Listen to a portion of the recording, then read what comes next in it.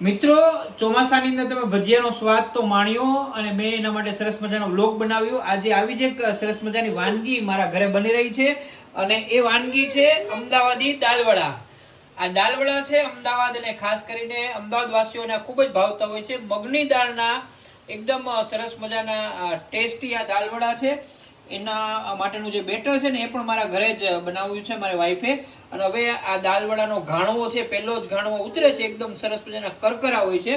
અને આ દાલવડા લીલી ચટણી અને ચાની સાથે ખાવાની મજા આવે. બહાર એકદમ સરસ મજાનો વરસાદ વરસતો હોય અને ગરમા ગરમ દાલવડા મળી જાય તો પછી પૂછવું જ શું. એમાં પણ ચોમાસાની સિઝન અત્યારે બરાબર જામે છે.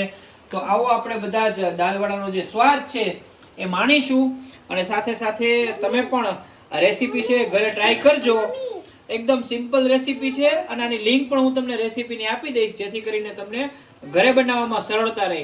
અને આ જે મિત્રો કોમેન્ટ કરીને કહે છે કે મયુરભાઈ ખાલી બતાવો છો, જમવા માટે કોઈથી બોલાવતા નથી, તો બધા પાસે મિત્રો મારો નંબર છે. તમે જરાય સંકોચ કર્યા વગર મને ફોન કરીને કહી શકો છો. તમારી મનપસંદ વાનગી બનાવવાની ટ્રાય કરશું અને સાથે બેસીને જમશું.